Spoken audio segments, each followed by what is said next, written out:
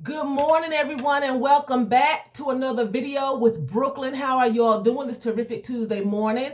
So anyway, we're going to jump right into the video. But before I get started, I want to show you all what I'm wearing. People will say I got on my African garb, but it is something that's coming back into style. I don't even know if it ever left style in the African community, but I know they used to wear these dashikis back in the 70s, when they were having a lot of freedom right movements and things like that. So I have a dashiki on, but it's just the top. It's not, well, it's the top. I think dashikis were tops. Some of them probably were dresses, but this is really, really pretty. It has red in it and greens and gold flakes. You could feel the gold flakes. And it's like a blue here and the green. It's really, really pretty. So I'm going to stand up on my chair so that you all can see how I paired it together, because I'm pulling out the green, okay? And then I have some blue here. So I'm going to show you all. So hold on for a second. So I'm going up slow. It's got the reds and the off-whites, the greens and the black and the gold flakes. It's really, really pretty. And then I'm pairing it with some green shorts, okay?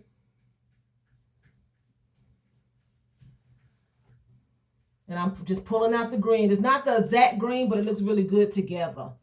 It looks good. So, and then I'm going to wear this shoe that I found in my closet. It's a blue sandal. These are supposed to be flowers here, but they've been in the closet so long, they kind of folded over. And they zip up in the back. Little old tiny gladiator sandal. And I love gladiator style shoes.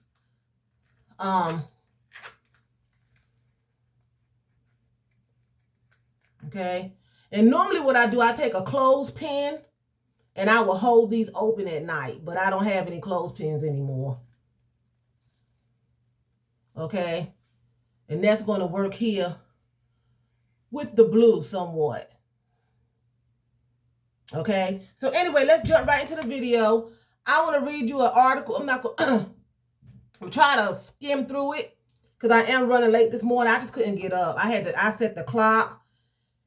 Oh, Lord. So it says here, a Florida pastor has been arrested and accused of repeatedly molesting a child under the age of 12.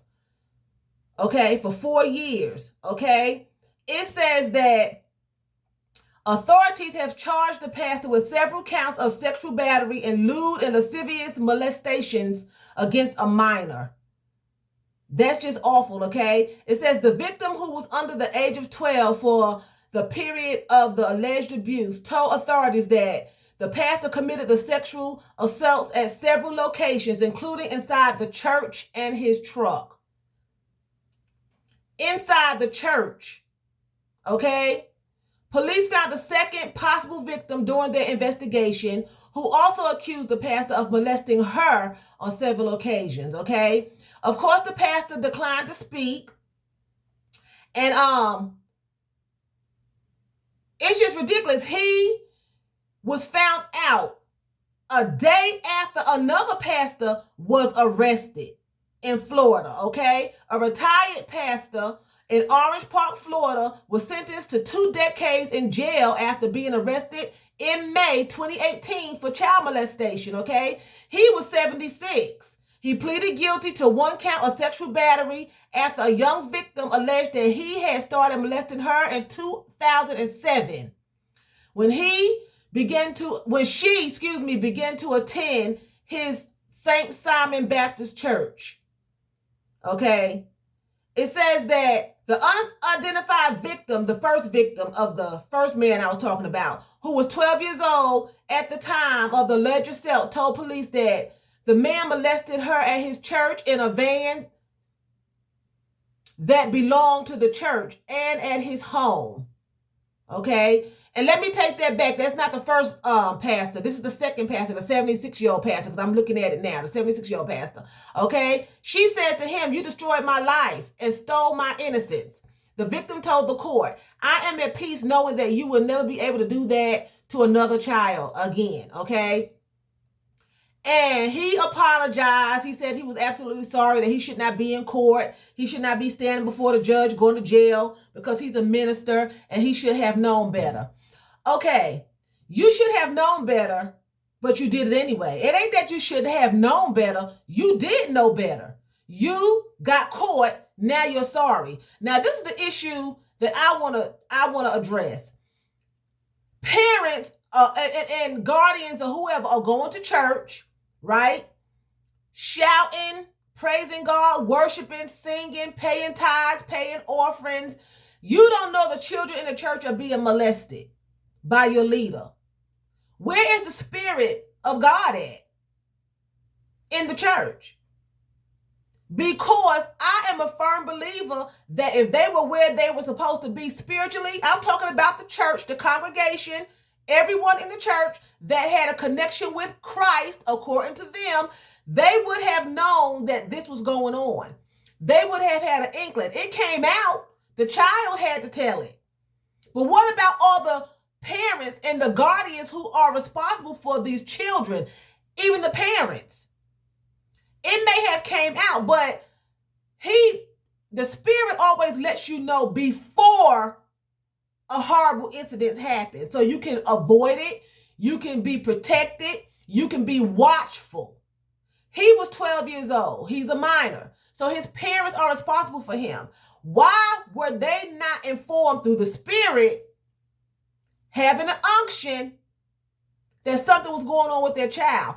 Even if they didn't have that, what about his behavior? Because I know children that are mistreated, they have behaviors. They act differently. Right? So I have a problem with that, knowing that you're in church, you're worshiping, you're doing everything you're supposed to be doing in church, but you don't know your babies are being abused by the minister, the pastor on the pulpit. You know, the Bible says, watch as well as pray.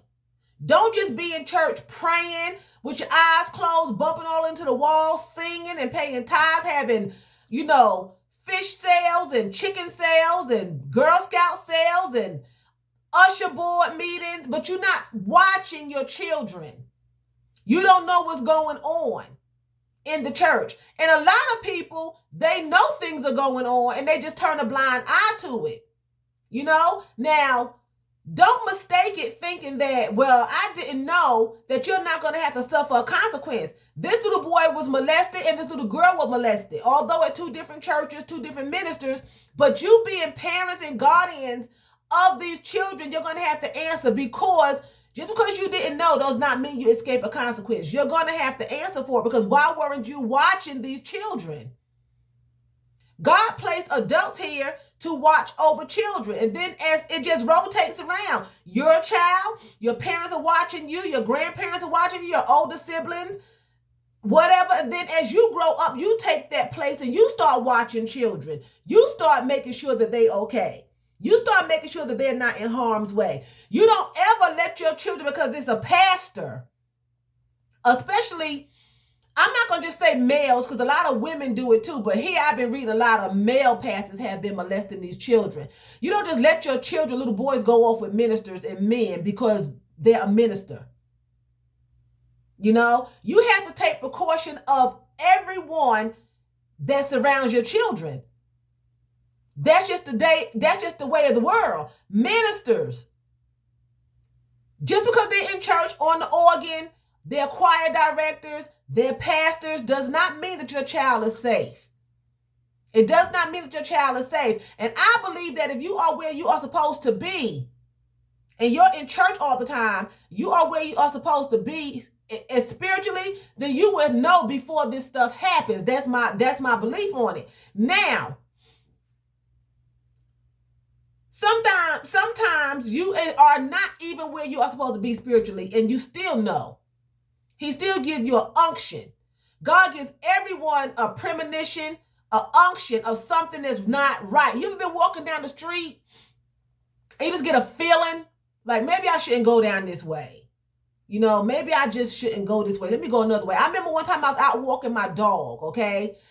And we were going up a hill, has trees on both sides. It was broad daylight, like 11 o'clock in the morning, nice and sunny outside. I was walking the dog.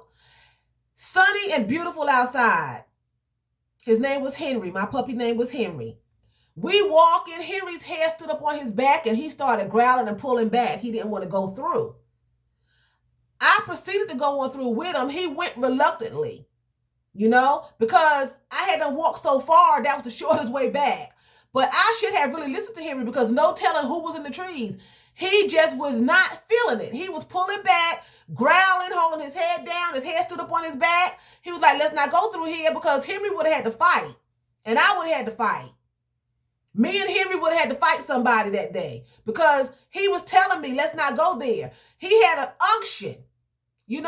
I have been places that I have unctions. I have been in my car going into the grocery store. I have not got out of the grocery store, and I would just get an unction that I was going to see a specific person. I remember one time I had an unction I was going to see my ex-mother-in-law, and me and her, we can't stand each other till today. And I divorced him we divorced each other back in the 80s. Me and her still don't like each other. I would get in my car, go to the store, and before I would get out, I would get an unction that she was in the store. I could feel her. I would go into the grocery store and she would be in the store. I might not see her as soon as I walk in. She may be checking out, whatever the case may be, but you get an unction. So even if you're not where you're supposed to be spiritually with Christ, you should still have some kind of feeling that something's going on, something's not right. Okay? This young boy should not have been molested all these years, and you're in the same church and you don't know what's going on. All of you all are in the church together, and nobody knows that these children are being molested, that kids are being molested. Nobody knows. You're just in the church. Like I said, worshiping, tithing, having all these committees and all these clubs. And then your child is getting molested by a pastor of the church, a man of God, supposedly. Y'all had better get up off your knees and start taking care of your children. You pray, get up and watch your kids. He said watch as well as pray. God said watch as well as pray. Don't just be praying and getting up all blindly and don't know what's going on in your surroundings. That's anywhere. You don't just walk out of your house and don't pay attention to your surroundings. You got shrubs and shrubbery all around your windows. You just go out the door. You don't look to the left. You don't look to the right. Somebody could be hiding in the bushes. You have to pay attention to your surroundings. You don't just get up and just start going all willy-nilly. You don't just go to a church and just sit down. He's the pastor. He loves God. He's where he's supposed to be. My child is safe. I'm safe. That's not the way of the world anymore. These children were abused. They were molested. Made to do sexual acts. It says lascivious acts.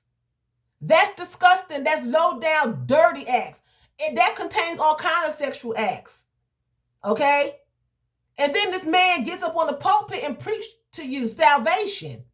You're hooping and hollering, and your child sitting over here next to you scared to death because now, after church, I got to go lay with this man. When you let me go off with him because he's going to babysit me or whatever the case may be, or he's my mentor, because you're not paying attention to your child's behavior or your surroundings, and you think that because you didn't know, and it comes out 4 years later, your child finally tells it that you're not going to have to suffer the consequence. You will, as a parent, suffer that consequence because that child is your responsibility. You as a church are going to have to answer for it because you all should know what's going on in the church. You should have some kind of inkling in your spirit. If you do not, then something's wrong with your spirituality. You need to check yourself. What am I doing wrong that I didn't know? I didn't dream nothing. I didn't have no funny feeling. The pastor didn't act different in front of me. My child's not acting different. Then the problem lies with you. You should see. There's no way in the world your child is being raped and you cannot tell a difference in their behavior when they go to the bathroom. Something. A bump in the mouth. Something should be going on. You should wake up at night talking about, wait a minute, I dreamed pastor was doing so-and-so to kids. God always shows you. He don't let you walk into anything blindly. There's always some kind of sign. Always. I had a girlfriend, I'm going to get off here, that got married. She said she was with her boyfriend for 2 years. He was so good to her. He was so loving. Her family just loved him to death. She gets married. The first night they were on their honeymoon, he punched her in the face. She was putting on makeup.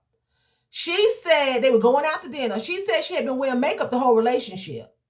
She said the first night on their honeymoon, she was in the bathroom, getting herself together, was going out to eat, putting on makeup. He punched her in the face, throwing all her makeup in the trash can.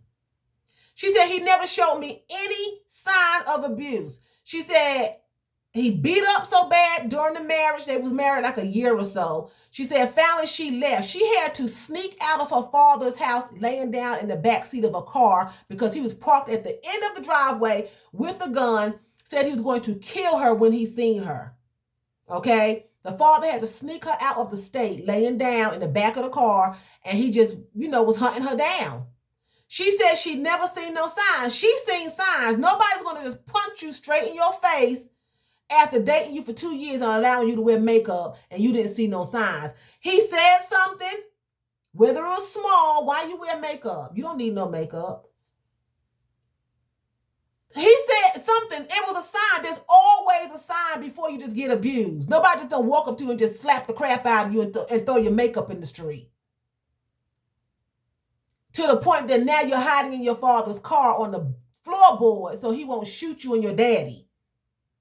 There were signs, and I told her there had to be signs. She argued me down. There was no signs. Then later on, she was like, you know what? He did used to make comments about why you wearing that. Put on something different. You look nice, but there's always signs. This pastor, you had to see him acting different around children, how he interacted with children. Were children flocking to him or running away from him? Like a daycare, when your child cries constantly and does not want to go to this daycare day after day, then something's wrong. If you have a child that jumps out the car and runs into the daycare, then you know the child is happy.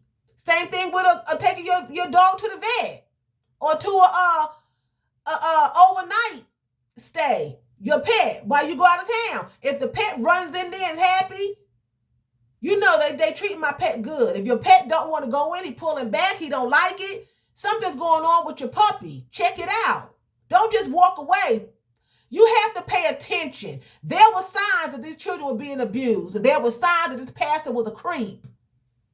The parents and the church ignored it. It's something there. The devil cannot hide himself. It's always a sign. In their behavior, their language, their communication, their walk, their talk, their spirit is always a sign. Okay? So I'm going to let that go. Keep your eyes watched. Keep your eyes open, not keep your eyes watched. Keep a watch and keep your eyes open to your surroundings and what's going on with your babies, okay? And with yourself. So with that being said, I'm going to say vielen Dank. That's thank you very much in German. So vielen Dank for watching me. And choose, that's what? That's bye in German.